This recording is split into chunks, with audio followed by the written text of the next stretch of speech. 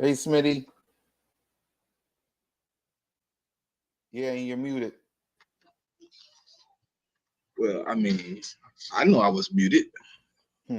I started off muted, man. We just, Yep. Just remember, I'm gonna ladies be a and little gentlemen, tired, man. I've been sitting in this chair for 12 hours for the last 3 days. there you go. Let's get it on, y'all. For every off season, there's always an aftermath. Let's go.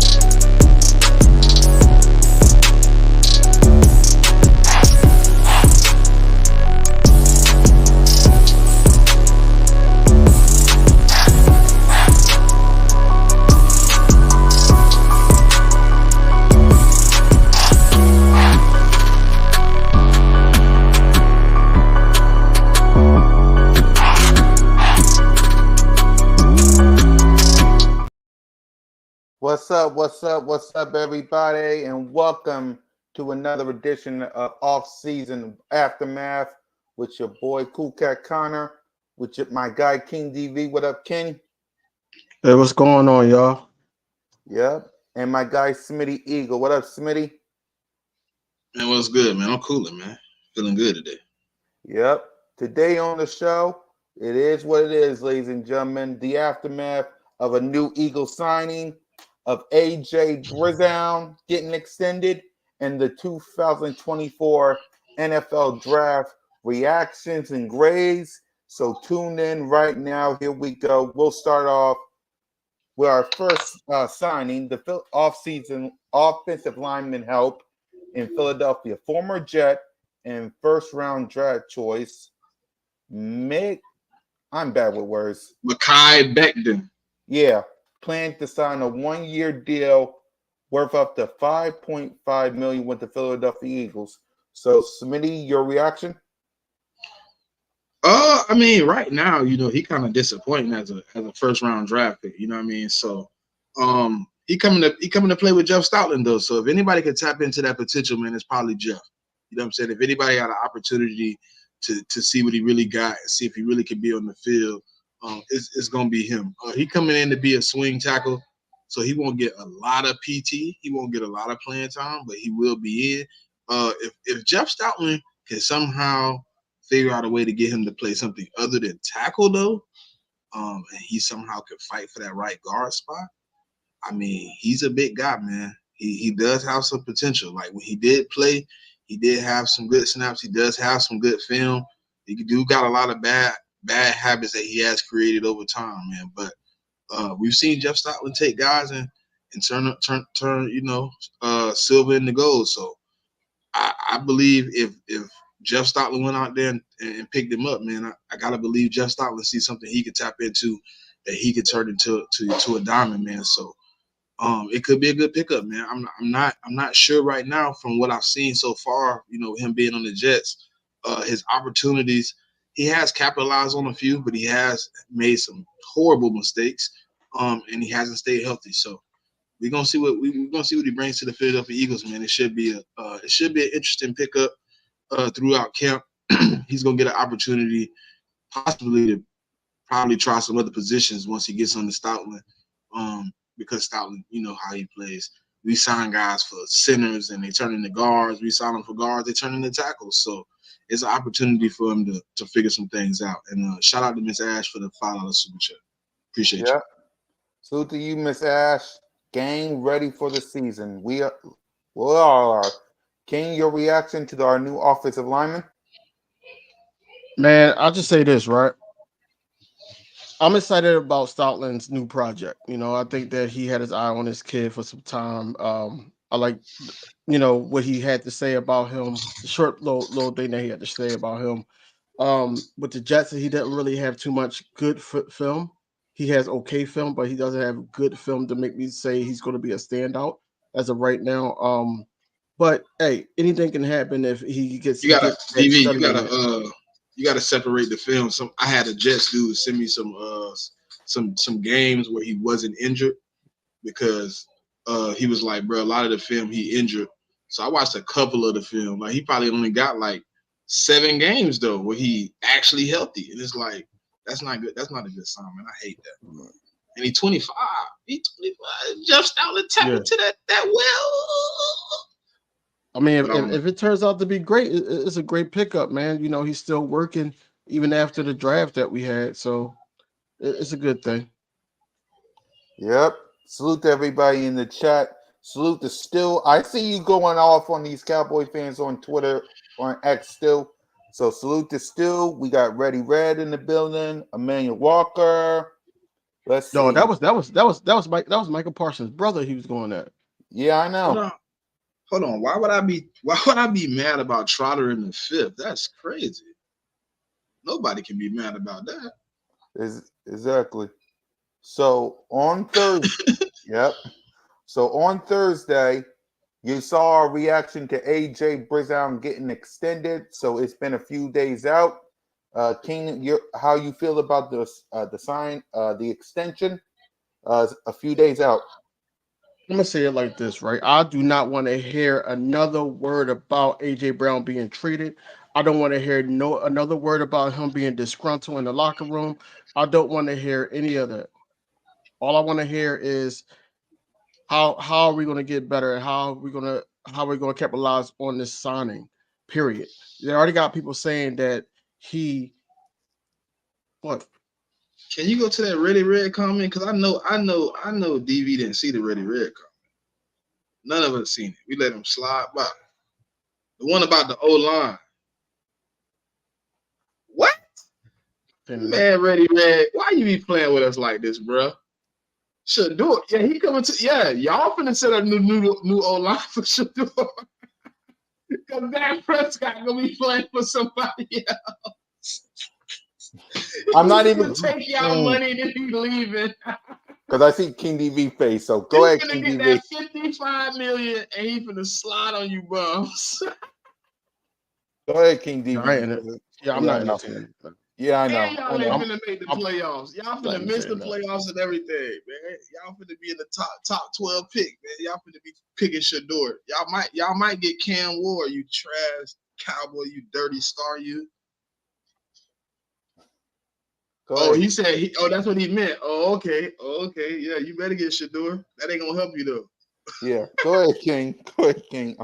I know. I mean, I know, bro. At the end of the day, happy for AJ Brown. Hopefully, this whole talk about him getting the extension because Smitty got his extension can die down because a lot of people are saying that now, which it's a horrible take. It's a horrible take, but it's happy that we locked our guys in, and we're ready to go for the season. Yep, Smitty. Shakita, what's good, sis? It's a good extension, man. It's a good extension, man. They put a lot of pressure on a lot of people, man. You know, I know y'all don't want to entertain the Dallas situation, but I'm entertaining it because you know why? This extension right here, the AJ Brown extension. They said we couldn't pay him, and we paid him 2 times before you paid CD. Matter of fact, and we paid another receiver, and you still over there paying Brandon Cooks. Like your poverty, your tallest running back is 5'10", and now you're begging Zeke to come play running back. Your tallest running, and then the backup, he's 5'6". Hey, Ready Red, man. You have officially became poverty. You let the the Washington Commanders outperform you in the offseason and the draft. And they stole half your players, half your coaches. They might have stole your powers, man. This might be what's the movie DV when the basketball players lost their powers? Space Jam with Michael Jordan, Space Jam. This might be Space Jam for y'all, man. Y'all might be y'all might have just got monsters. AJ Brown got extended, bro. Y'all better answer the phone when CD keep calling, man. Because we put pressure on the league, man. And I'm with DV, man. I don't want to hear no more of that trade talk. He don't want to be here. He signed another extension just to laugh in y'all face. He's contracted through 2028. Man, it's gonna be a long ride for y'all, man.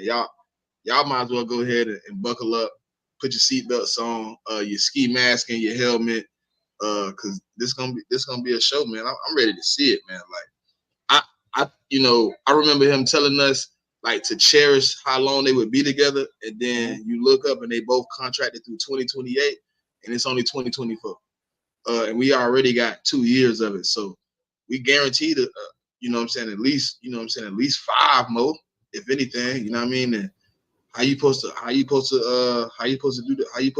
argue with greatness? They said you couldn't pay people when you got a quarterback under contract. Well, I think they lied.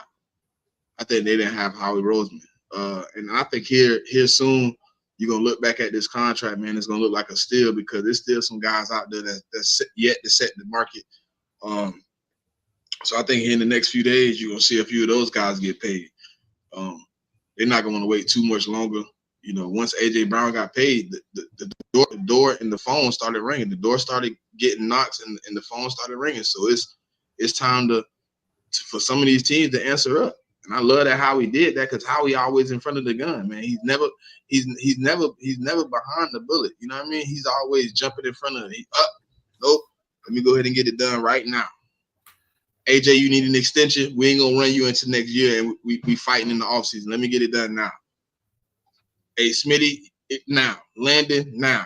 Mulata, now. Let me go get C.J. Gardner-Johnson. Let me go get Saquon Barkley. Like this has been one of the most outstanding offseason for Howie Roseman, man. And I'm gonna be honest. Like after this, I ain't really got much else to say about him. He done put in 4 or 5 good years, man, of bringing guys in. He showed his worth. This is a great signing, man. We on the greatness, man. We in an era that a lot of teams ain't seen since they created the cap. You know what I mean? I don't know what to say. It's a good signing, man. Yeah, I agree with you. It's about time a lot of people keep their mouth shut when it comes to the AJ Brown, Devontae Smith signing, because we signed both our wide receivers. We signed Jalen freaking Hurts. We signed Landon Dickerson. We signed Jordan Mailata. We signed Jake Elliott. We got Bryce Huff. We got Saquon. We got Chauncey. This draft we're about to talk about. Listen, man. Howie Look, Cool Cat. You see, I ain't even speak on the draft. I had just spoke on the free agency like you, and I'm like, and then when you said the draft, I was like, dang, we still got 9 more plus the 7 we signed UDFAs. How we be cooking, bro? Yeah. How would be making me feel like the cap space might be imaginary, man. I don't know how you do it. Exactly. So let's go ahead and talk about the NFL draft because we got our draft picks. We're going to grade each and every one, but King, we'll start with you. Your initial reaction to the NFL draft and all the draft picks before we go one by one. I mean, what can you say? Like, live, I was more pissed that we didn't get Edgerrin Cooper. Right. But just looking at how he was cooking in the draft and shoring up the next season on the midst of, still being able to get a guy like, Jeremiah Trotter Jr. in the 5th, whereas though he was, a late 2nd, early 3rd round pick was amazing, regardless of how he fell. He was just cooking. Man. Like, PFF did give us a grade already of A plus. I can't be mad at it. I really can't. You know, it was a couple questionable draft picks, you know, that I feel like that he was reaching a little bit, but Mm-hmm. feel like that edge rusher that we're gonna talk about, Yep. like that was a little reach. But overall, man, I just think it was a decent draft. And he was cooking. He was cooking, man. You know, we were top 5 in the draft, the best draft of the night. I mean, not night, the weekend, I should say. Mm-hmm. But yeah, how he did his thing, man. You know, he got some home cooking with Trotter Jr. and he also got shored up the almost ranked last secondary in the league with 2 big type time stars in the first 2 rounds. So, you know, we can't be mad at him. Overall, man, I'm ecstatic, man. I'm happy and I'm excited to see what these young boys going to do. And shout out to everybody, all the young guys that actually got their dreams fulfilled by being drafted in the NFL, not just the Eagles, but the NFL period, man. Yep. Smitty? Hey, that edge rusher to find out some things I found out. I kind of feel like it was a reach at the time. Like initially, I definitely thought it was a hell of a reach. I didn't even know who he was, but like to find out the whole defensive staff kind of wanted him here. Vic Fangio was like really clamoring for dude, and then I found out kind of like what his role gonna be. So I maybe think we could have got him later, but I heard he might have been on the Cowboys big board. So if that's true and we stole it from them,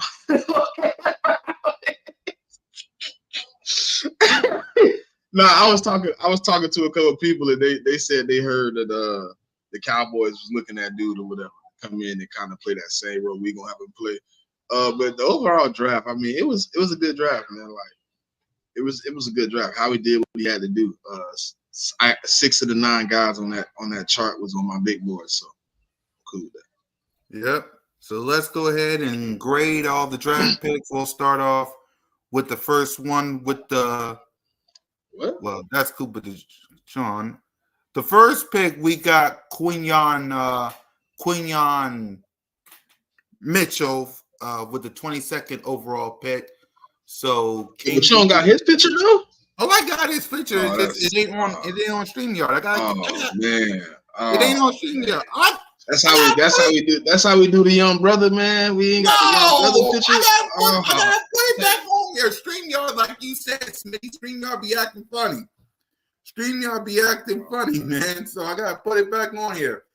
So go ahead, we'll start with you and give your grade on Quinyon Mitchell. Quinyon Mitchell is an A+. He was the number. I feel like that he was the best cornerback in the draft, especially adapting to the Vic Fangio scheme. A lot of people would argue Terrion Arnold was better than him, but I don't think he would affect the scheme more than Quinyon Mitchell.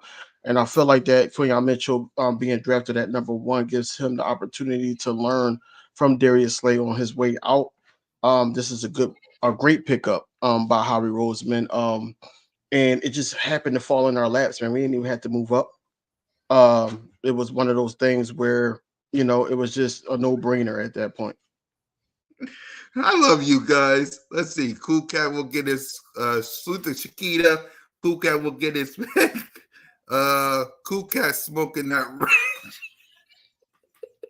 Y'all ain't right on this thing. Go ahead, Smitty. Oh man. Great pick, man. We might be losing our one of our scouts today, man. Brad Obi, man. Oh man, this is crazy. He been with us for 15 years too. He been our scout in the Southwest region for 15 years, man. So he been here a long time. But Quinyon Mitchell was a great pickup. He was the number 1 DB on my board in the draft. I've been pretty much on his train since the Senior Bowl, since he popped on the scene. I pretty much been wanting him to come here. I thought he was definitely going to be out of our range. The board fell amazingly the way we wanted it to. We didn't have to give up any capital in the first round to get the best cornerback on the board. So I definitely appreciate Howie for addressing a situation of need. Great pickup. Yep, I agree with y'all. A+ for me as well. I like the pick. I mean, we need a corner in the first round. So Oh, we grading these two at the same time. yeah. Okay, A+. Yep. So now here's the real picture of Cooper DeJean. Smitty, your reaction and grade Cooper. We got him in the second round, pick 40. We traded up. I'll never forget what we got him at. But my initial reaction, right, was I was hella upset, really mad about the pick, and then Jeff McClain made me a fan. I heard Jeff McClain turn into an idiotic imbecile in front of this young kid, his first day being an Eagle. And I said, you know what? I hope this young man turn into be something, because he is one of the dumbest people. I hate Jeff McClain to the heart, and just listen to him. Like, I was just like, man, this is pathetic. But overall, I didn't think the kid was like, unathletic or nothing like that. I thought he wasn't gonna be a corner. But if Fangio find a role for him, he succeed. I'm all for the pick. He should have been a first rounder, so I have to be fair with the grade. I can't grade it outside this. So I'm gonna give him an A for this one. Yep. King. So my initial reaction was when we got him at 40, we traded up for him at 40 because I was excited that we traded up, but it was more so I wanted Edgerrin Cooper. I felt like that they got the wrong Cooper, but just being able to have time to sleep on it and everything like that. I understand why that we double dipped in the DB room because of what we went through last season. I feel like that this kid could, do miracles in the secondary. We do got a lot of guys that is injury prone in the secondary. Let's just be honest, and he could step in and make something happen. He's one of those kids that can play anywhere. But I'd rather him safety or in the slot, not outside. But overall, man, it's an A for me. I think that Cooper DeJean is going to find his way here, and he might get How you feel extended. about that Jeff McClain, bro? I know How I that feel made you about that? hot. I know that made you a little bit Yeah. of a fan of the kid just because of how he got disrespected his first night, bro. No, it's more so how he handled it. I like how he handled it. He was like, it. if they put me on the field, I'm gonna play. Like how do you ask him, do you think you're gonna get playing time because you're a white cornerback? Like what? Like Jeff McClain, what kind of stupidity was you on when you asked that question? When you wrote it down in your pad and you was like, I'm gonna ask this young white man who got drafted, who's a young kid coming out of college, who's achieving the dream of a lifetime. I'm gonna ruin it with the dumbest question I can find in my heart. And it's if you're gonna get to play because you're a white DB. The man is an imbecile, Jeff bro. McClain, but this is why Fletcher Cox don't mess with him. Don't mess with him at all. And this is why he got the cold shoulder when he tried to ask him an interview question like that. Like, he's ignorant. I don't know why he still has a job. But I'm just happy that the kid was able to handle that. And it was like, damn, welcome to Philly, Cooper DeJean, because this is basically what you're going to be faced with, especially if you have a bad game or a bad play. You're going to be faced with questions like that, like, oh, would he made that if he wasn't a white? Like, if you didn't check it then, or if you didn't handle it the way you handled it then it would have continued to went that route, But he understands very quickly. I think he already understands. He learned first night. Oh, Jeff McClain, this what they've been talking about. Jeff McClain. Why is Jeff McClain even in the locker room, man? I mean, what kind of a stupid question was that? Bro, I don't. When I heard it, I was like, wow, Jeff. Wow. Didn't he ruin somebody else draft night the other night? Didn't he try to ruin Jalen Carter draft night too? Yeah. Yeah, he did. Yeah. He a weirdo. Jeff McClain, I swear to God, man. He ain't gonna get me today. I'm with King and Smitty. A for Cooper DeJong, man. It's just these reporters, man. I swear. All right. Really rare. You could think it. Like obviously, it's easy to make a thought that okay, yeah, we haven't seen a white cornerback in a long, long time. It's been a long time. But to ask him, do he think he's gonna play? And he just got drafted in the second round, 40th overall. He obviously thought he was gonna play when he got drafted. The team that spent two second round picks to move up obviously thought he was gonna be on the field. So why would you ask that? That's just dumb. just idiotic. Dumb. Jeff is goaded. Oh. Anyway, I'm not even going to answer that with a response. Anyway, Jalix Hunt, round 3. Go ahead, Smitty's reacting great because it looked like you were excited about it. I'm clapping for you. You didn't butcher that young man name. I thought for sure you was going to kill that man. Hey, DG, I was up there like, yeah, he's gonna say some crazy shit. Hey, he said it right. I went to clapping like, what? You got the because hey, love my brothers. You did that one, bro. You did that one. Nah, hey, listen. I'm gonna start off with my grade, right? I'm gonna give it a solid C. Right now, you know what I'm saying? He a raw talent. He's a safety turn edge. But in this defense, he's gonna be asked to play the strong side, and he's gonna ask to sometimes go get the quarterback. He doesn't have a real bag, if you say, but he do got one hell of a bull rush right now. You know what I'm saying? But he's still developing as an edge. But I think what Fangio is gonna ask him to do is play the edge, which set the edge because he's a bigger guy, and pick up tight ends and running backs coming out of the backfield, which him being a safety, he is very well at doing.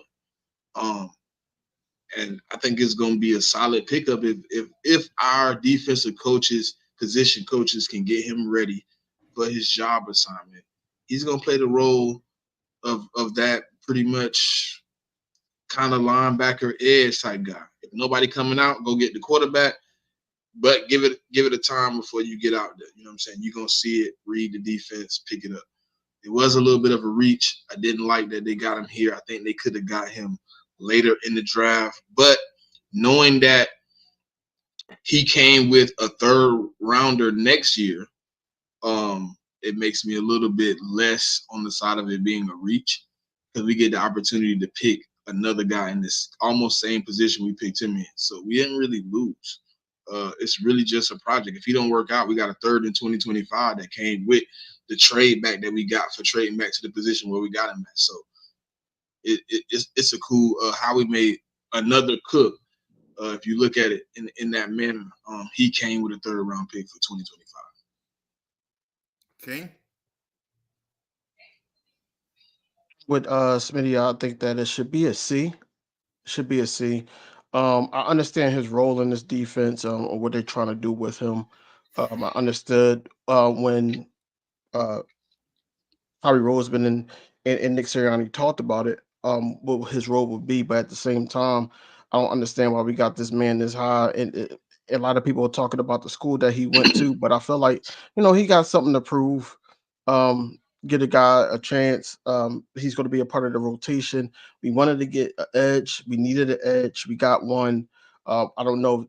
Of course, it wasn't the best edge, but I feel like at the end of the day,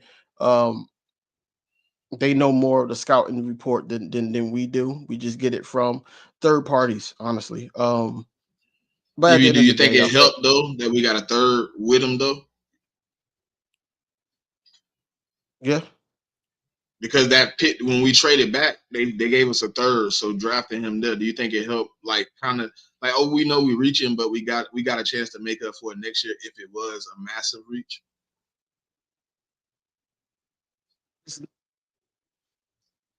It wasn't a massive reach because the situation of that extra pick in the next year draft that helped. You know what I'm saying? It wasn't a major reach, but for what we need right now, I feel like it was a reach because I think it was better edges in that spot Fedor. before you got him.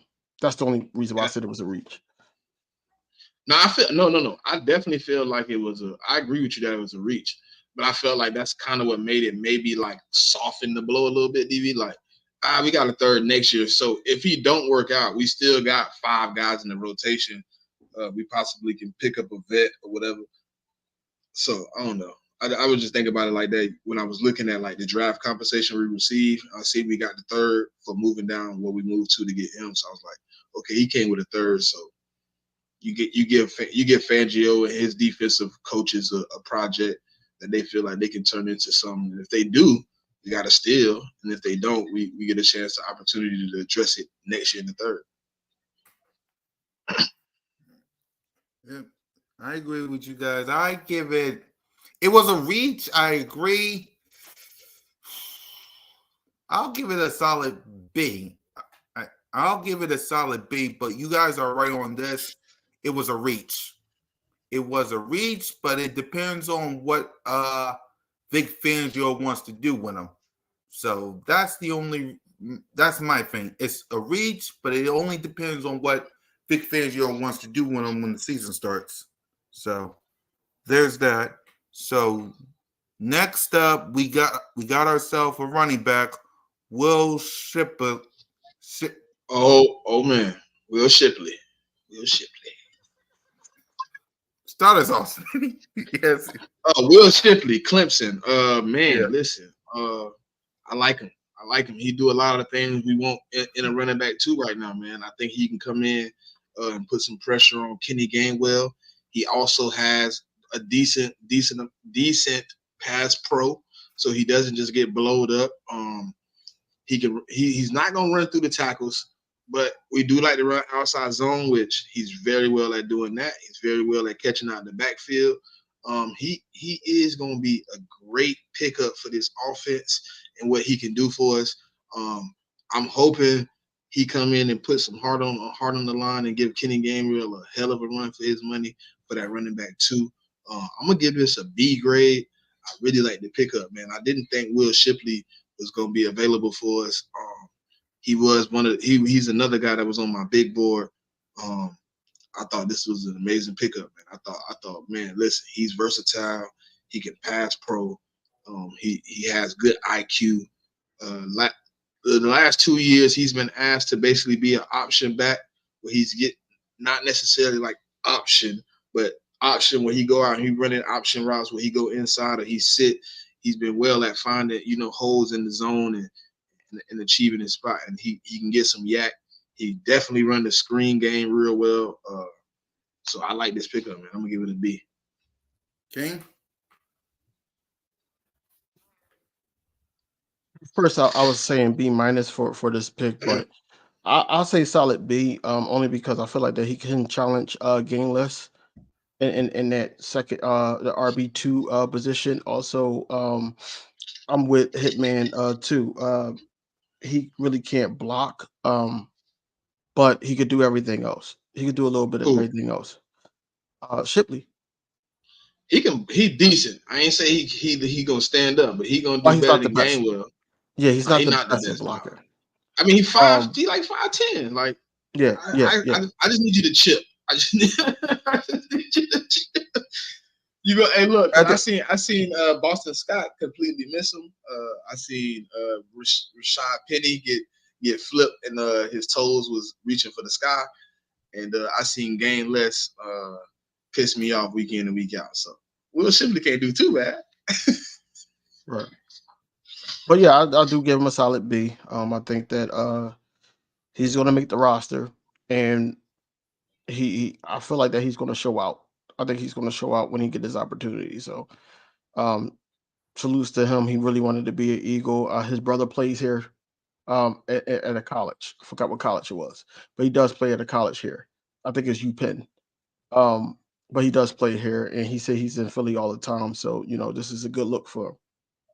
Yep, I agree with you with the solid B as well. Our next pick, Smitty, is I'll let you say it. Ainias Smith. Yep. So Texas A&M wide receiver, Definitely was another guy on my big board. I'm gonna get this here a B minus. It was a good pickup, man. We needed somebody that can come in who's a solidified slot, who can get in open field, and he got some speed on him.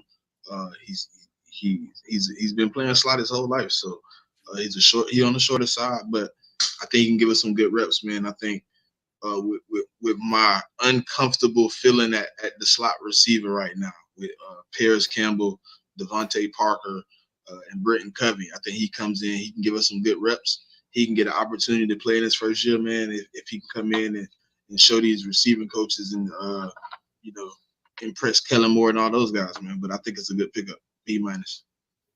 Yeah. King? I'm on the B minus / C plus tip. I need to see how he's gonna be able to compete with that wide receiver 3 spot. Also, when he does get his opportunity, how does he fit in Kellen Moore's scheme? I know what he can do in college. I already know all those things, but it's like what benefits do he brings to the Eagles? And I feel like they know what he can bring. It's just trying to unlock it. And I feel like that, the C plus and the B minus, I feel like that, he needs to be able to be coexistent with 1A and 1B and AJ Brown and Devontae Smith if he's going to be that. He been that for. That's the reason I like them, DV, because he been that for 4 years at Texas A&M. He had two top receivers pretty much his whole career. Yeah, but it's the NFL. But I'm saying that's why I feel like he can coexist. He's just gonna fall in. Hey, whatever you ask me to do. He never had to be the guy. I don't like Johnny Wilson. I don't like him because of the ego. He's been the guy for 4 years at Florida State. Like he gonna come in. He feel like he obligated to try, like basically get a spot. Like, but I like Ainias because he's been like the third guy the whole time. Like he just been chilling. The only thing I don't like about him is his route running is a little. But he wasn't asked to run routes at Texas A&M. Yeah, his route running is iffy because we didn't see it as often, especially in college. And Daquan Mitchell. I feel like Zacchaeus is a good yards after catch receiver. We just didn't give him the opportunities here. If you watch his tape, some of his tape, I should say, in Atlanta, you will see why we were hyped to get him in the beginning of last season, but we didn't utilize him the way that he should have been utilized. That's why I was anxious of bringing him back, but they thought otherwise. They thought that he wasn't one of those guys that fit the system, the scheme or the system or whatever. But now we got a whole new scheme, so we just got to see what this kid Ainias do at the end of the day. But I'm happy that we got a receiver. We checked off that box, and Jigga, that's why I'm at with it, Jigga. I say B minus. I'll say B minus. That's why I'm at with it, Jigga. If he can get under the wing of Smitty or AJ and they can tool him on that route running, we might have a steal, bro. Because I like them though. I mean, I think he can work. He got a few things to work on. Obviously he got picked up in the 5th round. He obviously got a few things to tool up, but if he can get those things together, he could be a nice wide receiver 3 for us. Yep. The next one I was really, truly, absolutely happy with, and that is the Philadelphia Eagles drafting Jeremiah Trotter Jr. Go ahead, Smitty. You react to Axeman Jr. coming home to Philly. I mean, it's a moment for the city, man. It's a moment for the team. I didn't want him early, but in the 5th, oh man, that's a steal. You did say that. You did say that because you said it on X. You did say that. I didn't want him. I didn't want him in the 1st, but in the 5th, that's a steal. Like you can't argue with that in the 5th. Like he's way more talented than that. For him to fall that far was a little bit crazy. I think it's definitely a good value in the 5th round at that position. He's gonna get the opportunity to come in.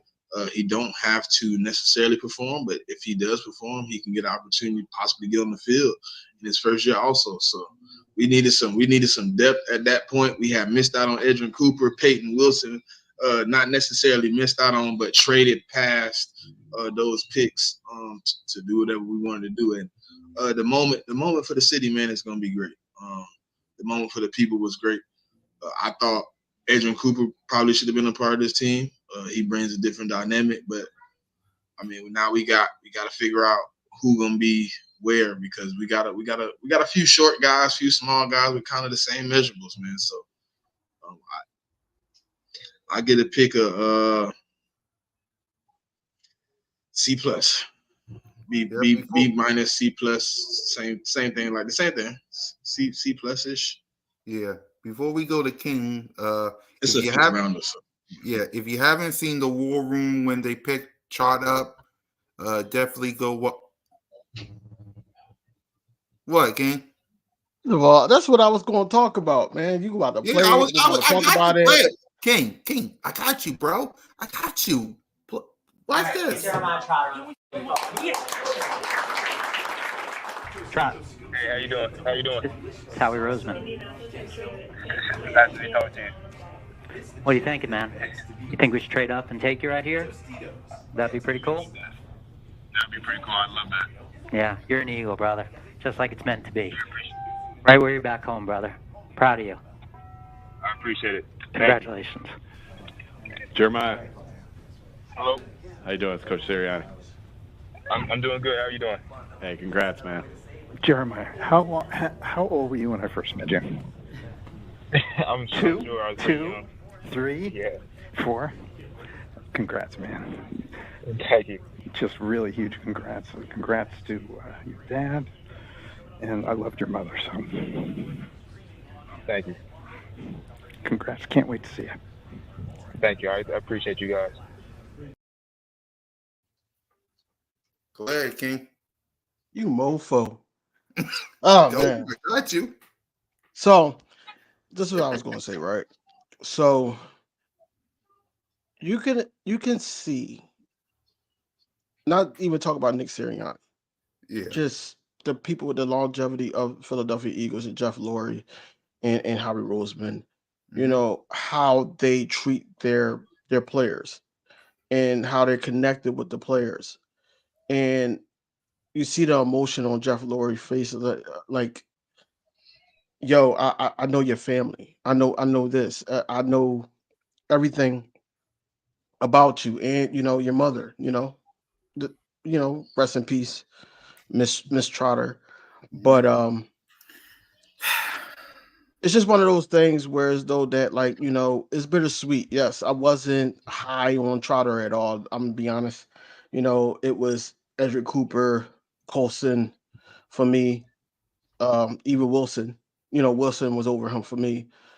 But if the kid's going to give us something that's missing in the linebacker position, especially because he got so much history with the team, going to St. Joe's Prep, just being a part of the city, then look, I'm all for it. Especially in the 5th round, that's a steal. That's a steal for Howie, for the city. We was able to get him on top of, because a lot of people watch Smitty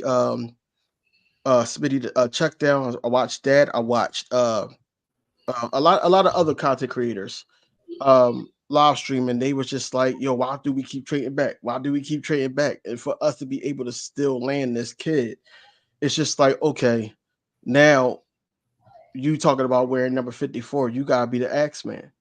You have to at this point, right? So, it's going to start out slow because you got guys that are over you. That, should be honest, we're trying to still see where Nakobe Dean, where he's at. Yeah. Also, you got Devin White. You got guys like that. So over you. So you got to be able to fight not just them, but the other 2 guys that we got that was supposed to be for special teams. But overall, man, I'm just happy for the city that it was a lot of emotions with that pick. Not for the Trotters almost, because the Trotters was like, basically, work. Well, I know Jeremiah the Trotter, and I know that he's going to, hey, work needs to be done. It's not the end all be all. Just because you got drafted by us, like Jeremiah Trotter know what we are expecting from his child. So Yep. overall, man, I say C+. It's a C+ for me until he proves to me that he belongs. Because I'm it's not right to actually judge him off of what his dad did, Exactly. but it's a standard there though, because of you're wearing number 54 Yep. and you're going to have Trotter Jr. on the back of your jersey. Like, it's going to be a Yes. standard with all the fan base, not just me, but just all the fan base. Yep. And we got to see where he at with it. Now, you get beat out by the Kobe Dean, you get beat out by the two guys. I keep Burks and I forgot the other guy. Nah, he got listen. He at least got at the end of this. He at least need to be at the third spot. At least, right. He can't get beat out by Zach Bond and Oren Burke. Yeah. I get what DV saying. Like, look, we brought you in. If you at least the third guy, you in a good spot because Devin White on a 1-year contract. It could be you and the Kobe next year. Right. Because I watched some tape before we was talking about it, and I was trolling Smitty about his dad being in the war room and all that. But I watched some tape before. But when we picked him, I watched some other tape. Did you hear the story, DV? And what story? That Trot told. No. Like how him and Junior was sitting in the truck waiting for their son to finish when they got the car. No. I know that was a teary-eyed moment, bro. Yeah, he said him and Trotter Jr. were sitting in the truck waiting for his younger son to finish up at his game when they got the phone call. He ain't say it was a teary-eyed moment, but that truck was full of tears. But yeah, that truck I'm was just full of saying, tears, like, bro. This is nostalgia for people that grew up as Eagles fans watching Jeremiah Trotter, the X-Man, and now we got the X-Man Jr. Hopefully he could be in that third spot and in a good position, whereas though it's a 1-year deal for Devin White and the Kobe Dean. He had to show me time, whereas though that if you're in that third spot, you're in a good position. Let's just be honest, you're in a good position. So you got to show out any opportunity that you have. You got to capitalize on it.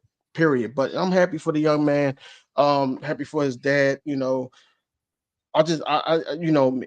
enjoy. I've been an Eagles fan for 36 years. Mm-hmm. I enjoy when the city wins, but most likely, when people that put on for the city, like a Jeremiah Trotter, and so forth, they win. So, I'm happy about it overall, man. But, like I said, I had guys over him, but I know this kid can play, but he has downfalls. But I do have him kind of mimicking what we thought that Nakobe Dean would be at this juncture. But Nakobe Dean is not that because of injury. I'm not going to hold that against Nakobe Dean.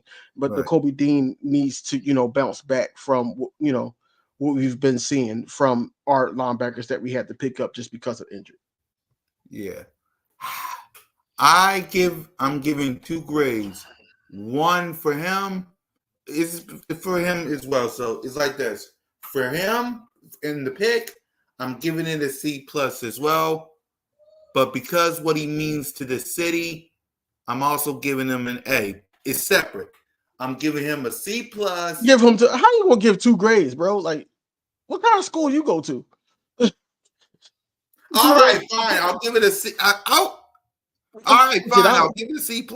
I'll give it a C+. Average it out. Hey, you give him a C+. Y'all know we harsh, right? Like looking at, I've been sitting here like looking at like a few other like sources, like just seeing what they graded the picks. I'm like, dang, but I ain't seen nobody give us lower than a B+ on any pick yet. Listen, and I don't know PFN, Fox, ESPN. They actually gave us an A+ for this draft pick. Most people.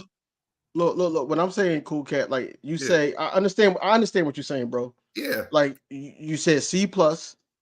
Yeah. Because of it was other linebackers better than him, but you said A because of a nostalgia of his dad and the history behind it and all that. Yeah, that's you what can I average it out. But you can at least average it out to like a B. Like just give him Yeah, one grade. yeah, Okay. B. Yeah, yep, B. I'll give it a B. I'll give it like a B. Yeah, just a regular B, just because of what King DV said. Because one, like I said, there's more better linebackers out there. Let's be real. But also, if y'all don't love the Axeman Jeremiah Trotter and what he meant to the city, I can't help you. Like I can't help you. This city felt like New Orleans when it comes to Jeremiah Trotter Jr. So that's why I'm giving it a B. Not only because of the draft pick, because there was better linebackers, but also what he meant to the city. So that's why I'm giving it. That's why I'm giving that pick a B. Because y'all should saw Twitter when we got him, man. The city, Twitter, Eagles fans was elated when we got him. So that's why.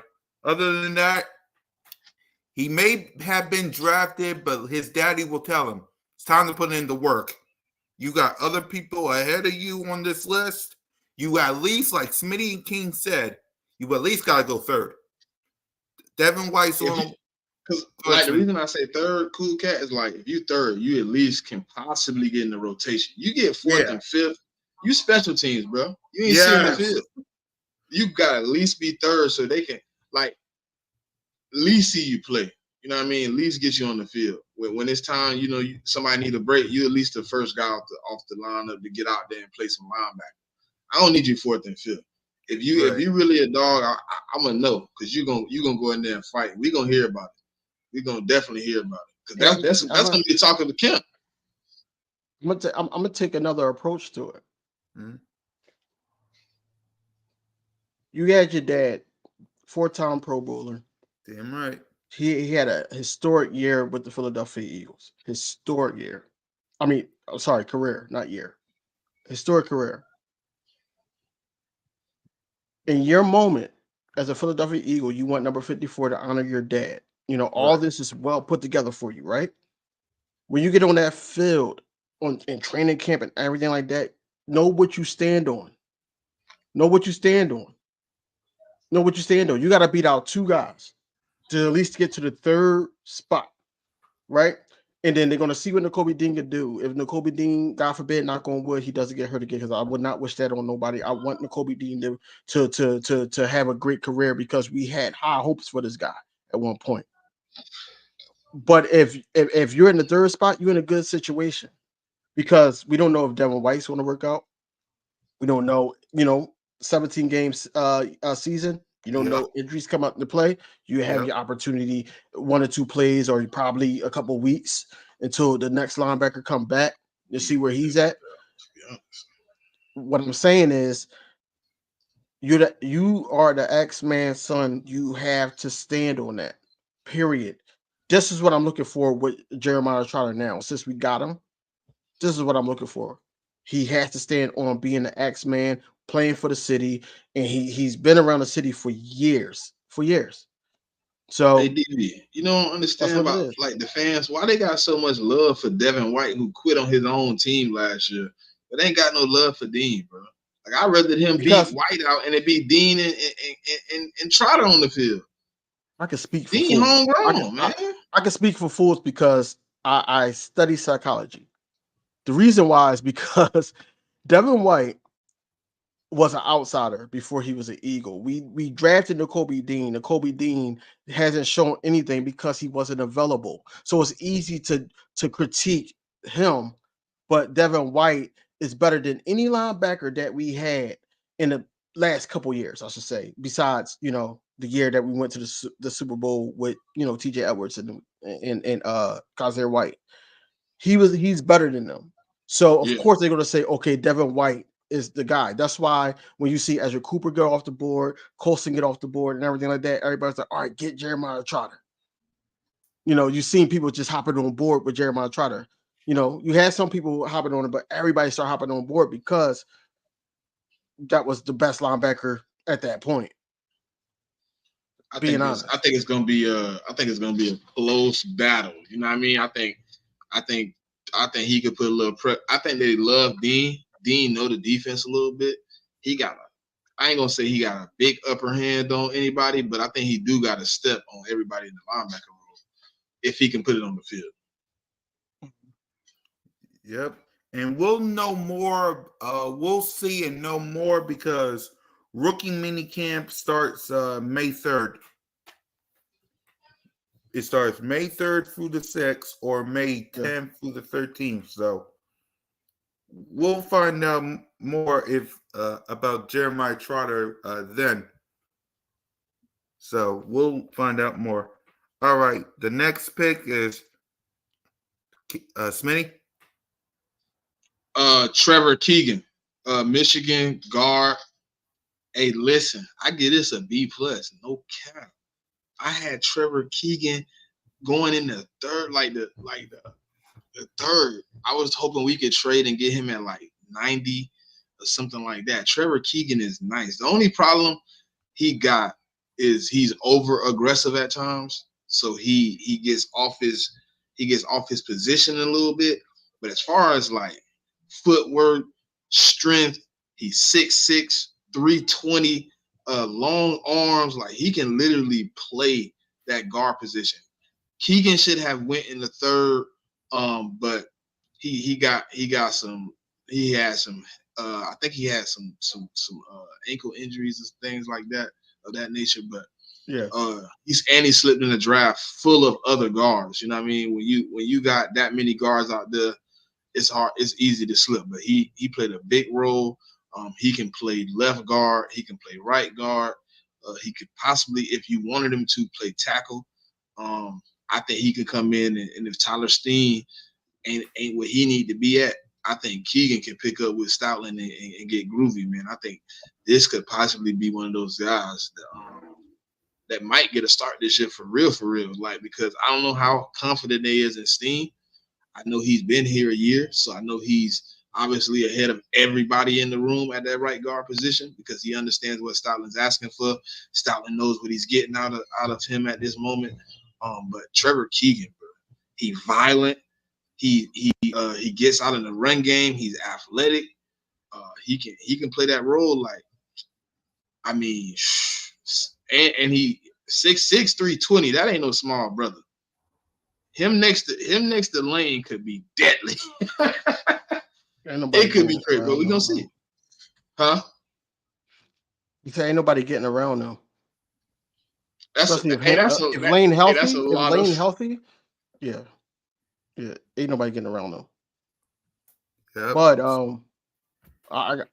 so before I get into this grade, I do want to address that a lot of people was questioning Howie Roseman on trading back and shoring up the next year's pick. Do you know that, the investigation for the tampering for Saquon Barkley is still going on, which means that if we get more picks, which means if they take a pick, look, no harm, no foul, because now we just shored up some picks for us next season. Mm-hmm. This is why he did that. Supposed to find out that this week, right?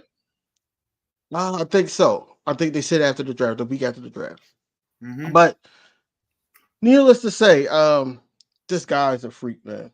He's a freak, man. His body size, pause. But when Harbaugh, I don't even know if I'm saying his name right, but his old coach, I should say, come out and say, "Yo, Philly got them a good lineman, and we know what Stoutland can do." Bro, I wouldn't have no choice but to think that he has the opportunity to start this season if he outworks Tyler Steen, if he outworks Hennessy. Hennessy might not even be in a rotation, or he might not even be on the team. Like, we don't know. We just got this guy, and then we just got the guy that Stoutland was actually looking at.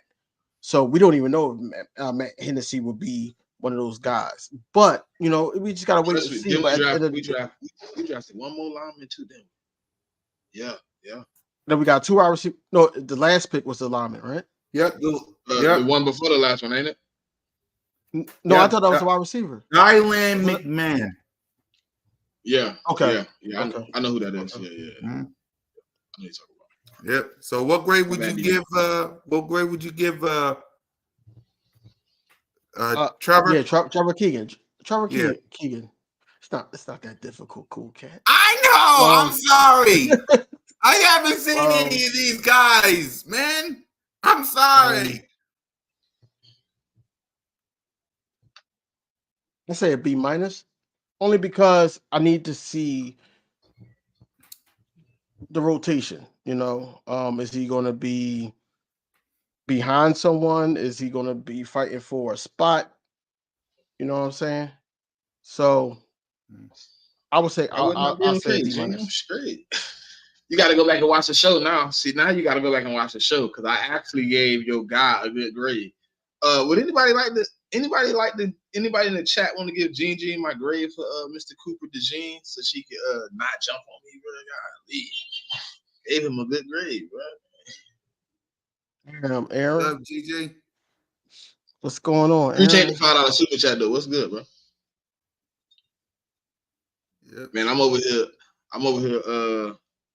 I think if they listen to our show, boy, they gonna be like, man, those some harsh boys with the. Let's give. Oh wait, cool Yeah, cat. So let's give Gigi what she wants. So Smitty, quick question: the slot receivers right now. You got Tyler Hall. You got the slot nickel corner. Yeah. Okay. You got Tyler Hall. You got Mhm. Avonte Maddox. Would you put Cooper DeJean in the slot over them? Yeah. Okay. I told you that though. Didn't I tell you that? I don't That's remember been my asking you whole that argument. question. My whole argument was I thought he was a slot corner / safety who could play. I don't remember asking you that question. He could play gunner. He could play gunner too. We had the conversation like the last time we talked about it when I was a little bit upset about it. I was like, Yeah. I just felt like at 40 we didn't need a slot. We needed a linebacker. But definitely I got him over them. I think it's Quinyon, Cooper, and Slay starting. So no. Let's get the people what they want because y'all gonna be on tomorrow. I'm not gonna be on with y'all. Let's get the people what they want. Yeah. Yep. What's gonna happen with JB? I ain't even gonna say his whole name, but what's gonna happen with JB right now? I'm not 100% sure he's gonna be off the roster. I just don't think he's gonna be on the field. I think he possibly. I was getting there, bro. I think he gets the opportunity to be a mentor. If not, I think if everything don't work out right, and they look at it and say, look, we got these young guys who gonna step in, and we don't need Bradbury. I think he could be off the team. But I think it's right now a fill out situation, and I'm not sure if we can extend that money yet until June 1st to cut him. I don't think we can extend it out until it actually hits. You can't designate it June 1st and get the extension too. I think you have to wait till June 1st to extend that money out to actually cut him. If you cut him June 1st designation, you would still have to pay him something like $4 to $6 million up front right now anyway. So I think we're waiting for that opportunity to extend that money out, seeing how Fangio want to run it, and then we're gonna move from there. But I think Cooper DeJean and Quinyon Mitchell probably gonna be the two new starters on the defense on the secondary. I think the smartest thing for the Eagles to do, honestly, this is me being honest. Y'all waited so long and held on to Bradbury, knowing some of the plan that y'all had before the draft. I think that what they should do is trade him for a pick for next year, even if it's a later pick. Just trade him for a pick, Bradbury. If you cut him, you get like a fifth. You're gonna get a fifth compensatory anyways. Yeah. You probably ain't gonna get much more on the market for him. His value is shot. So you wouldn't like wait until trade deadline? I mean, it don't save you any more or any less. I mean, you still pay the same amount of money whether you cut him trade deadline or June 1st. I mean, it's all the same. For me, I'm with Smitty on this. Let him be a mentor, and if you can't work something out, you gotta let him go because you didn't draft these two corners just for them to sit on the sideline. you didn't draft these two just for them to just sit on the bench and wait till Bradbury and Slay has done their careers. They gotta get on the field sooner or later. The reason I say Bradbury gonna be here as a mentor, he does understand the Fangio scheme, and he does know what to do, and he's the reason Reed Blankenship is even decent. He showed him the defense, so I think him being here for Quinyon, him being here for Reed Blankenship, still him being here as a mentor, as somebody that understands the defense at a high level. He has the knowledge of the defense. He can be a great mentor for those young guys, man, to get them some, hey, man, you messing up here. And then he's not an aggressive guy. So you get that guy that's going to be able to talk to the young guys and relate, you know what I'm saying, and put some of those young guys in great positions. Do you all think that Ricks and or Kelly Ringo are the odd mans out here if we do decide to keep Bradbury? I think it'll be Zach. Okay. I think even Ty. I think even Ty be probably the odd man out. I think Bradbury do got some type of like. I know I keep saying Bradbury as a troll, but Fangio got some type of respect for Bradbury. After being here, actually seeing what he do. You know what I'm saying? I think he do got some type of respect for him to give him the opportunity to at least be here to be a mentor. We don't lose or really gain anything from cutting him, but a couple $1 million. Like even then, I mean, we so straight on money. He could be here for the season. He ain't got no guaranteed money at the end of this season. He get the opportunity to be here with a great team, with some great young guys, and he could be good depth if you needed somebody for a few reps. I mean, we don't want to see him on the field because you want your young guys to play it out. But if you do need, let's say, for instance, a game or two, you could throw Bradbury out there with some fresh legs and get an opportunity to have somebody that can come in and play. What I didn't want was him to have to be the starter. Now that I know I have the number one cornerback in the draft, I know he won't be the starter. So him being a rotational piece, just in case an emergency button, he might not even be the second guy. He might be the third guy off the bench. You might have Ringo or Ricks being the immediate starter outside first, and then you might have Bradbury. But him being here with those young guys, I think he can help coach them up. Sometimes coaches can't always put you in the best position because they're not out there on the field. Sometimes it takes somebody that's actually been in action, actually had the experience to kind of tell you and respect it. You know what I'm saying? Because he was an all-pro. He was a Pro Bowler, 2 times in his career. So he does have some type of clout when it comes to talking to those young guys. So I do like that. Yeah, I'm with Smitty. And I'm also with Smitty of the notion of as much as we talk about Bradbury much on BOBS and the aftermath, you got to keep them to mentor these young guys because coaches can only coach so much. But it's the people that's been here the most, like Bradbury and Slay, that can teach these guys. Like Slay said it himself on X that he will teach Quinyon Mitchell and teach Cooper DeJean when they get in the building. That's better than what a coach can do because the coach can teach you this, that, and the other. But Slay can tell you this is what you missed. This is the route that you missed. Maybe if you go here, or maybe you can go there. And James Bradbury can do the same. So for me, I'm with Smitty, like Ty and some of these other guys can go because our cornerback room is, man, to the grim. So I'm like with 803 said something well.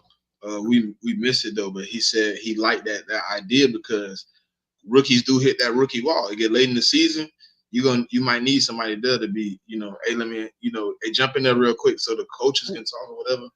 Yeah. Who gets converted into safety first, Kelly Ringo or Cooper DeJean? I think it's gonna be Ringo. Because I think what's gonna happen, right? This is my opinion, right? I think Sidney is gonna be playing underneath. I think you're gonna let him and CJ kind of roam underneath, kind of play it freely.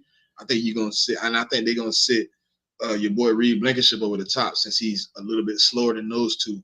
He gonna sit way up high, 3 safety set, and then you're gonna have where you play Cooper DeJean is gonna be like everywhere.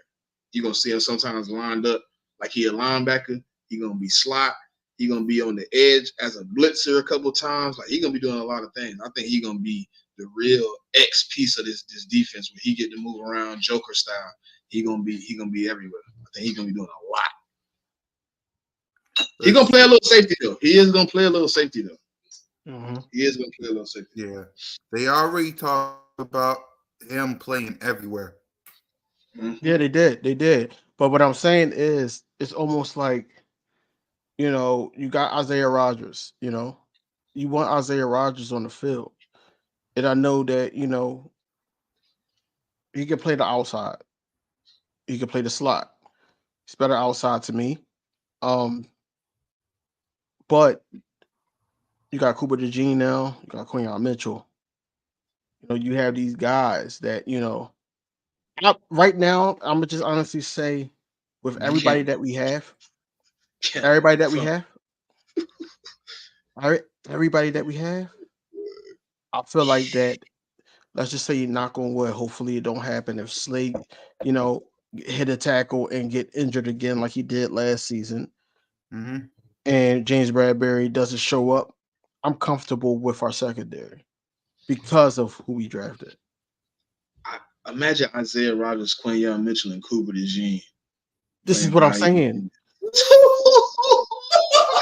Now, boy. Oh, This is what my I'm saying. God. I'm comfortable with our secondary because now. Hey, somebody just go up. Go up. Somebody said it too. I think it's Millie Fee. You got to go up. He said in a few months he turned it from a weakness to a strength, or something, from a liability to a strength. Oh God. Facts. That's why I said, like I said in the draft, in the beginning of the draft, me and Smitty was live. Cool Cat was there first day. Yeah. I was Thanks for having pissed me off. on, by the way. No problem, bro. Like, I was so pissed off because I'm like, yo, I wanted Edgerrin Cooper. Every mock draft I had Edgerrin Cooper in the mock draft. The fact that we didn't get him, this is why I was mad. It wasn't nothing against Cooper DeJean, because I know what he brought. And then also, honestly, be honest with you, everybody else Heard liked Howie him. Hand got forced. Right. But then at the same time, I'm like, yo, they traded up for him for a reason.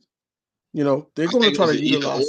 DV. That's what I heard. Like, it was either we traded up and got Cooper DeJean or Edgerrin Cooper. Either way, one of them was going to Green Bay.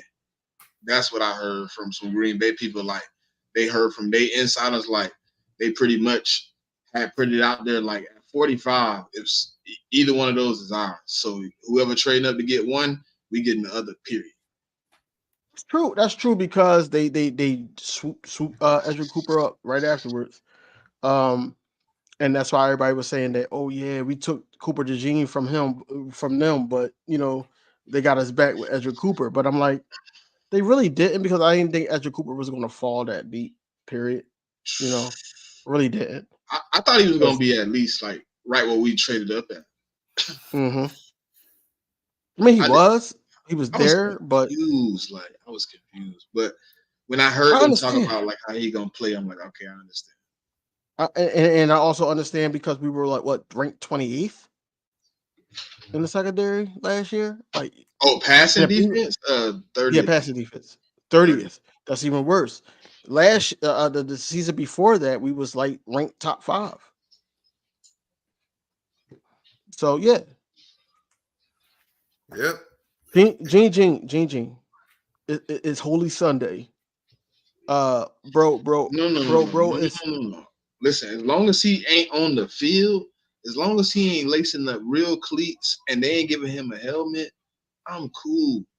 As long as Quinyon Mitchell is on the field as the starter, playing majority of the minutes, then I'm cool. But I understand why you would keep a Bradbury here. I definitely want him off the team. If they get rid of him, I would be elated. But I can understand why an old school guy like Vic Fangio keeps a Bradbury. You turn him into a coach instead of a player. You have him out there as a mentor, as a motivator. You're asking Quinyon Mitchell to play zone. You're asking him to play a defense he's not used to. James Bradbury been playing zone his whole career in the NFL. You get him in, he can at least give those guys some type of pointers. Even if you cut him out the OTAs, he gets the opportunity to plug in with some young guys and give off the knowledge he got. He has been a top 20 corner, majority of his career. So he has the opportunity to get in here and show these guys some things, man. He is very well with this offense, with this defense. But I hope he does take 0 snaps. I don't think he's going to take all the snaps. I think they're going to give him that respect. Honestly, this is where I'm at with it. I think they're going to give him respect at the beginning of the season to make sure that, they're going to make the right decision throughout the season. If he goes back to that 2023, 2024 season of Bradbury, then yeah, Quinyon Mitchell was on the other side of Slay. I think what's gonna happen is I think he's gonna get the first team snaps in OTAs DV to give Quinyon Mitchell a chance to learn. I think he got a real opportunity to start week 1. He gonna have to earn it though, because Bradbury is a vet. With it, I think that Bradbury this season may get the what's the safety that nobody liked last year with the Locks that we traded to Tennessee. Not Terrell Edmonds. Yeah, Terrell Edmonds. He's going to get that treatment. If he doesn't show up in the first couple of weeks, he's going to be on a trading block by trade deadline.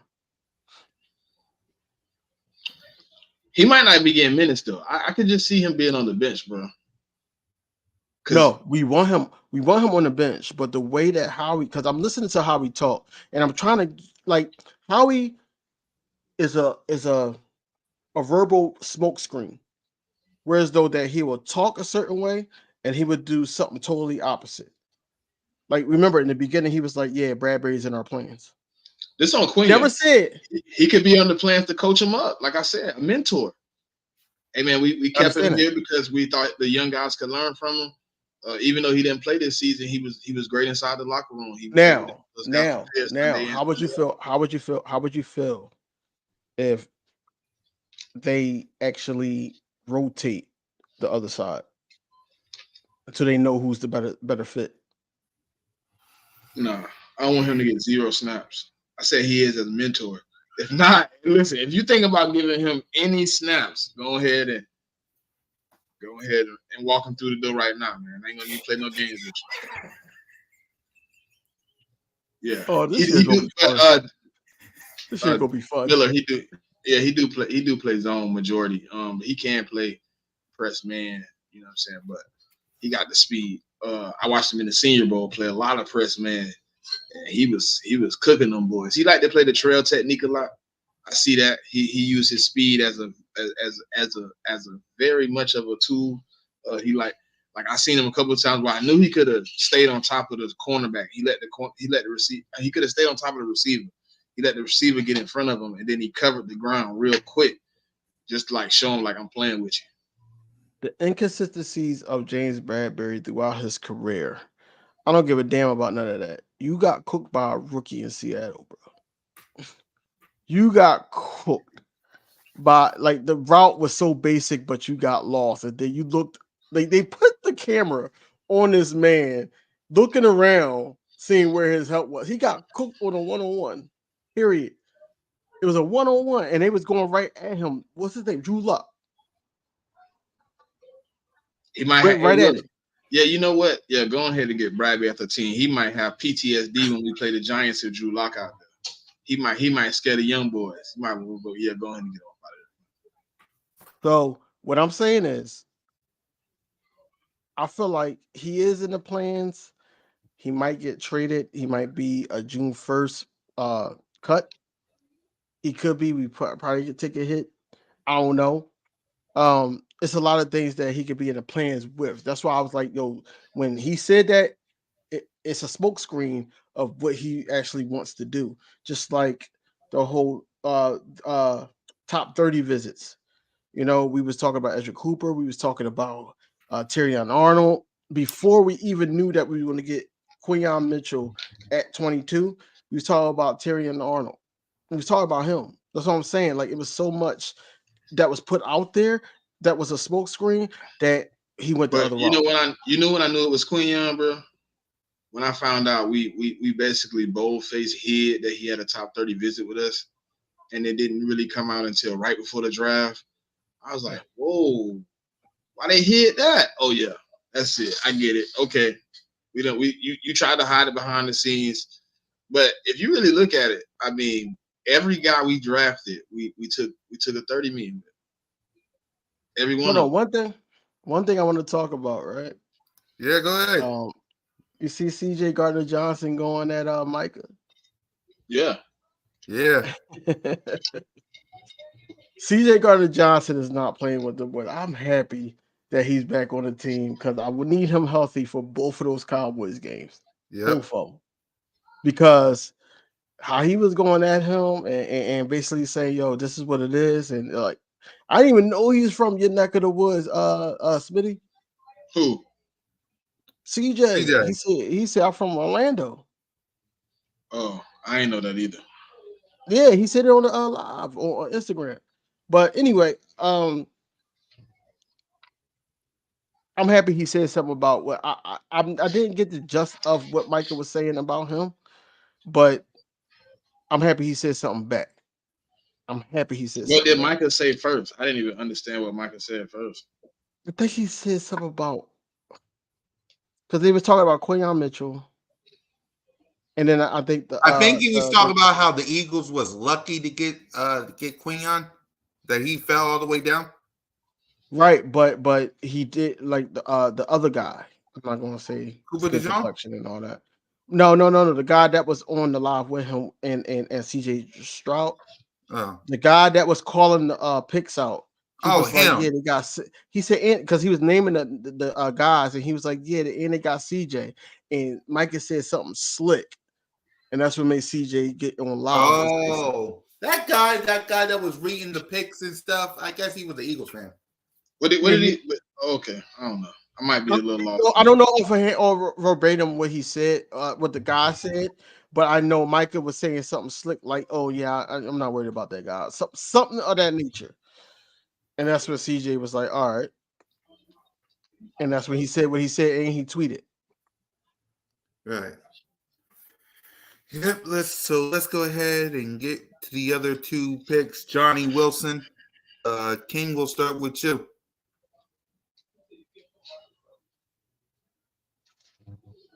Get this joint a D+. Dang. That's what he said. What he say? Y'all didn't tell me CJ Gardner Johnson said belt the ass when I catch you. Yeah. He said clout is a hell of a drug. Tweet. Yep. He said that about Michael Parsons too. But going back to the pick, Cool Cat. Yep.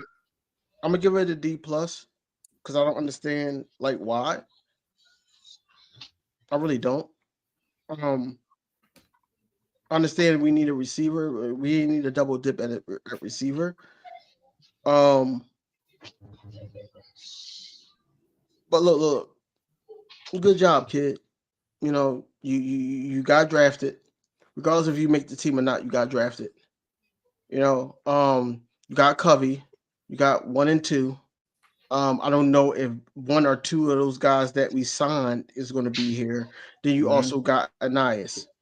That's what I'm saying. Like we got receivers. Like I think that you got to free up some of that receiving core and basically make room for either linebacker or some place spots that you were weak at.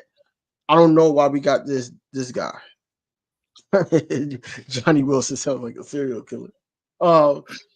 But yeah, I think that I'm happy that he got drafted. He wasn't undrafted. But at the end of the day, more power to him. I don't think that he's going to make the roster though. That's why I give it a D+ because I don't understand this pick. This was the other reach for me. I don't understand this pick at all. Smitty? I love this pick. Outside of his attitude, bro, I love the pick. He's 6'7". Bro, do you know what he means in the red zone? We don't have a receiver on our roster that big. You put him in the red zone and say, hey, we playing basketball. All I need you to do it's a 5'8" corner out there. Go up, turn your back to him. Jalen Hurts gonna high point it. You go get it. It's money. I like the pick if he can turn out. I don't think it was a reach. I mean, he picked kind of where you need to be, like 6th round. It's a decent pickup. Johnny Wilson is huge. He does sound like a serial killer, though. He do sound like he'll be sitting outside your crib if you ever cheated on him and left him. Like, I told you, baby. I told you. And he big though, man. He a big body. He plays big. That's the one thing I do like about him. Gene, he's I mean, in college, I can't say what he's gonna be in the pro, but in college, I mean, he was the guy at Florida State. So he had a couple issues when they brought in transfers that he had to share the offense with. But I think he'll be straight here, man. College is different. Some dudes have a little mentality at college and come to the pros and it ain't the same. So I think putting it up there 6'7", bro, he can jump. He run a 4.5. I mean, and if you convert him into a tight end and he can really buy into being a tight end, you could have a crazy talent right here. I like the pick, man. I'm gonna give it a B. I'll give it a B. Mm-hmm. Wow, that's crazy. No. So let me ask you a question. So if we do convert him to tight end, then I'll raise it up to a C+. But if we do convert him, do you think he will start over Uzomah, whoever? I think he give all them boys a run. 4.5, 6'7". I mean, I think this year, I really honestly believe his role is gonna be Mr. Jump Ball in the red zone. When we 3-4 yards out, they're gonna put him outside, they're gonna isolate a cornerback, put Devontae Smith or put whoever in motion, leave him one-on-one out there and say, hey, we playing basketball. But he's 6'7" with like a 30-something vert. Like, he going up. Ain't too many people gonna be able to stop him. And his wingspan is crazy. You want to know what it is? No, I actually did. You know what it was? I can't. I don't know it off the top of my head right now. I'm gonna tell you. Hold on. He has. Oh, he got 10-inch hands too. Jesus, wingspan 84.5 inches. Damn, I don't even know what. 37 vert. I know, 10.8 broad jump. 84, 7.5 feet. See, my mindset is on Nick Sirianni's offense, where he didn't utilize Julio Jones the right way in the red zone. I really think that he could benefit in Kellen Moore's offense. The only thing is that he has to get that position though. I think his effort as far as at Florida State from the guys, and I know some guys inside of that locker room. I know some guys that worked there that I went to school with. He worked, bro. He gonna come in and give everything. He got to work on a few things. Take off the line. You know what I'm saying? Not getting, But listen, you put him in that 6'7" role the first year and just say go up there and get it. He can do that. Kellen Moore can use him in a great role like that. Just, hey, look, we playing basketball, bro. Box him out. Jalen Hurts gonna put it up there. You got a 37 vert, 7 foot wingspan. You 6'7". Shouldn't be too many corners up there where you at. You should be in a different atmosphere. Yep. So the last pick before we grade Howie and the Eagles is Diane McMahon. So start it. Hey Dylan. Let's say Dylan. Let's say Dylan, cool cat. Who is Diane? Dylan. Let's say Dylan. Dylan. Go ahead, Smitty. Hey, Smitty. You don't even know his name. This is I know Smitty. This is our. If Matt Hennessy does not make the team, Dylan is our backup center. He plays center. He plays guard. He's also a diverse offensive lineman. Dylan was on my big board also. I forgot we even drafted him for a minute there. and his name is Dylan McMahon. I don't know where you got Diane McMahon, McCone. I don't know what you call that man, but that man name got slaughtered. Yeah, he is definitely. I love you going guys. to be- I love you. He's definitely gonna probably be the backup center here for this upcoming season. I don't got too much trust in Matt Hennessy, man. He's been out for 2 years. Dylan has never missed a game in the 4 years he played at North Carolina State. He played all 4 seasons fully healthy, no injuries, and he played at a high level. So I think it's been a nice effort for Stoutland to get some depth on that offensive line. It's a few guys on that offensive line that I looked up and seen the other night, and I said I don't need them to make the team because they are buns, and I don't think they could block a fly inside of a mousetrap. Like I don't think they can do anything with it. We ain't gonna speak on too many of those because I just hope they don't make the team. So Go ahead, King. oh, we supposed to give a grade. Yeah, go ahead. Yeah, go ahead. I give it a C plus. I mean, he gonna be a backup, so it ain't really like he gonna come in and make it. He has no opportunity to play in front of my starting center, so he's definitely a backup. So it's a C plus. C plus. King. So my man Diane, right? So my man Diane going And then you got 803 saying I'm drinking. I don't drink. Hold on. Hey, when did we sign LaRaven Clark? I don't know. These the dudes I'm talking about, bro. LaRaven Clark. Hold on, let me get down here. I see you. Fred Johnson. Who is Fred Johnson? I don't know. Darian Kennard. Nope. Who? I don't know none of them guys. Hold on. Let me go down some more. I'm trying to find some. Jason Poe. Who the heck is that? Letus Smith. First of all, I don't trust him. His name Lee. The only person I know that's a backup on this team right now is Brett Toth. But no, but back to my man Diane. So my man Diane, I feel like that he could challenge the backup center role. I get it. Smitty gave him a C plus. I'm not giving him no damn C plus. I'm giving him a C. I'm gonna give him a C backup, because bro. I give it a C plus because I mean, yeah, that's cool. I don't got no expectation of him to get on the field. He's here to earn a spot as a backup center for the next 5 to 10 years. You're just gonna be sitting there, cobwebs on your cleats. I got a lot of faith in Cam Jurgens. That's what I'm saying. You finna have a lot of cobwebs on your cleats. You're gonna be able to bring in Cam Jurgens water. That's your job for the next 5 years. You know what I'm saying, yeah. Cam go look at that man and be like, "Thank you, Diane," and drink. Yeah, Diane, appreciate the water, Diane. Now go sit down. And who was the backup center we had for years? Wasn't it? It was Driscoll, wasn't it?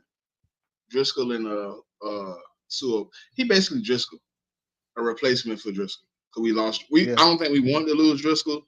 He's a replacement. Man. He gonna play center if Cam Jurgens get hurt. That's it.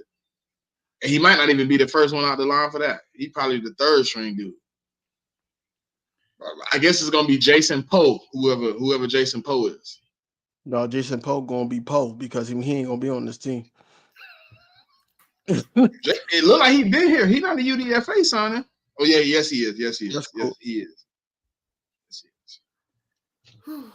I just want to know when did we sign? When did we sign some of these people though? Was I asleep? Hey, still trying to figure out who Diane is. I'm trying to figure out too. It's Dylan. I get it, King. Dylan McMahon. No, the chat said it though. And that wasn't me. I messed up Dylan's name, y'all. I'm sorry. I haven't seen any of these guys. Cause ain't LaRaven Clark like 50? Yeah, like I said, these guys is not gonna be here, bro. How long has LaRaven Clark been on my team? Because I Bro, think I all the remember him guys, playing for other teams. listen. You it's too much energy. These guys are going to be at the tailgate with us. Like they're not even going to be in the locker room, bro. They're going to be at the tailgate. Well, LaRaven Clark been here for a minute. We just didn't know it. Oh, dang. My bad, LaRaven. You've been a backup for a while. First of all, I don't want nobody on my team named LaRaven. He sound like a vampire. He been here since he been on and off our team since 2021.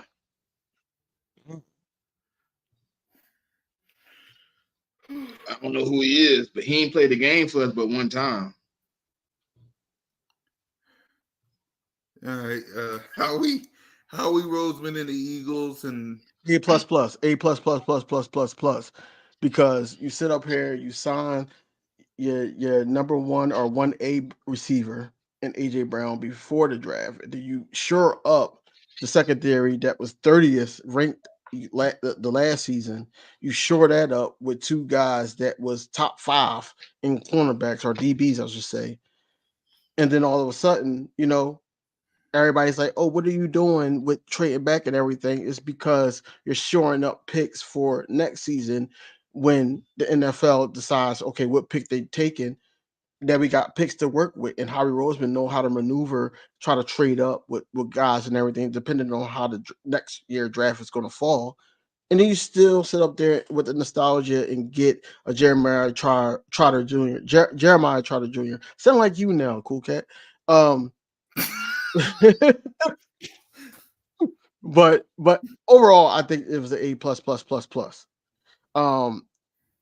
Howie Roseman knocked his offseason out the park so far. I know offseason season is not done for Howie Roseman until August. You see, he signed somebody from the Jets, or former Jets O-lineman that Stoutland was looking at. It's never done until August. 2 seasons ago, we signed CJ Gardner-Johnson in August. Yep. So, it's never done. So I'll give it an A++. Yep. Smitty?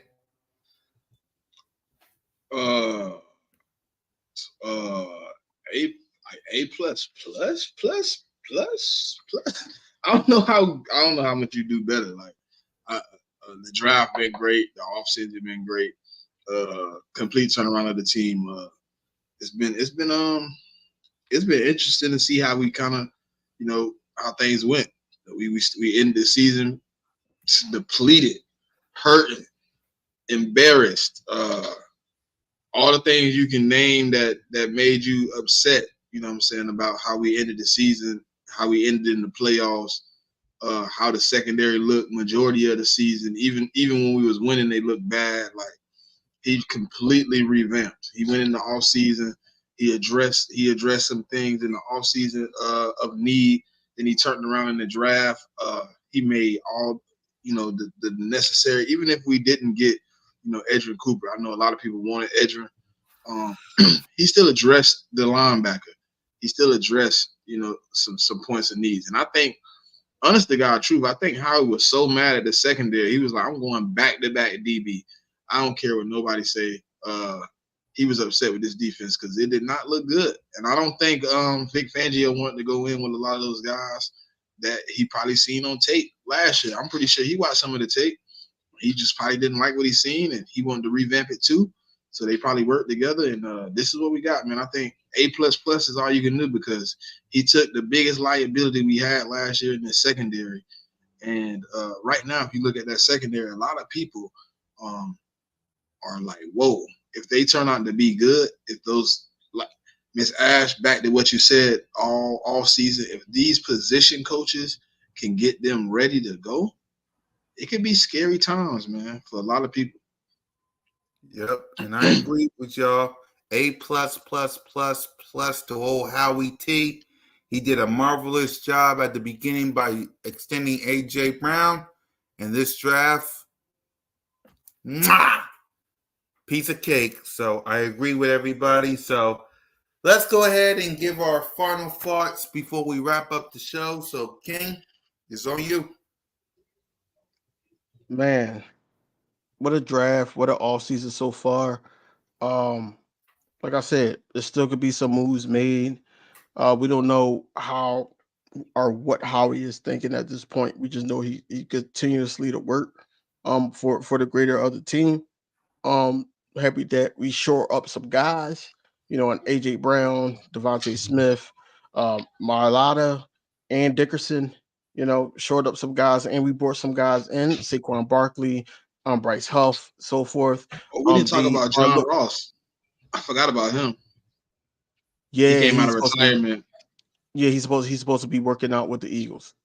He gonna be here for. He gonna do a tryout through the Okay, he's Eagles supposed to be the rookie host. He's supposed minicamp. to be on everything, bro. I'm sorry, I forgot about him. I thought we could go ahead. John Ross, my bad. Go ahead. I think listen, honestly, God, true. If he can work out that speed, somehow be maybe a returner, I think that's what he's here for. To be honest, with the new return rules, I think that's the only reason he getting try. I don't think he's gonna be a receiver though. We got a couple guys that could be returned on the team already. I think he's just gonna get an opportunity. 4.2 speed. They're just gonna give him a chance, see what he can do. Yeah. I'm happy that he came out of retirement and everything. So somebody might pick him up if we don't. But I'm happy that we're giving him that opportunity. You know what I'm saying? Yeah. But what's the dates for rookie minicamp? Do anybody know before we leave? The dates? No, not rookie minicamp. They didn't announce it. Yeah, I thought they did already. Yeah, not offhand. Oh, I see it right here. It look like. What's the date? Hold on, let me go down. NFL just announced the 9 weeks. Oh, my phone. What's going on? Phase 1, phase 2, the next 3 weeks. Phase 1. Okay, so we had the April 15th one already, right? May. It looked like this ain't okay. Mandatory minicamp starts June. Look like May 20th. Okay. That's cool. I'm gonna try to be outside the NovaCare, trying to get some snapshots or whatever. But oh yeah, I'm happy that we got our guys and everything like that. That show coming up, are coming within the season. Stay tuned for that. Of course, Inside the Nest, me and Smitty. I'm gonna be doing my regular shows, or not shows, but videos throughout the week. Also, here at Aftermath. Yep. But as always, go Birds, man. There's always news to put out. There's always something to talk about. So just stay tuned. Like all the channels. Ding the bell for notifications. And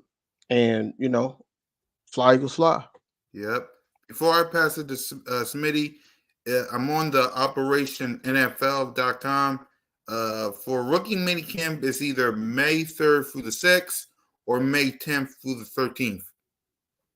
So what starts the 20th then? I don't know what the hell this page is. This is the Eagles Wire, and they ain't even got the days right? This is crazy. Yeah. I don't know. Go ahead, Smitty. They need to get it together. Eagles media pages need to get it together. Yeah, I'm on operation.nfl.com, so that's where I got it. I'm on the EaglesWire.us today, and they got May 20th through the 22nd as rookie. That's spring league meeting slash coach in Nashville. Look, this says the Eagles will break down into phase 3 of the off season with rookie minicamp starting May 20th to the 23rd. And mandatory camp starting June 4th through the 6th. Okay. Yeah. All right. That's what it say on here. All right. I believe Smitty. You don't lie. So. Nah, this the Eagles Wire. They could be wrong because how we get 2 different dates, but that don't matter. It's been a great draft. We're gonna be, continuing it's gonna get into the slow season here soon.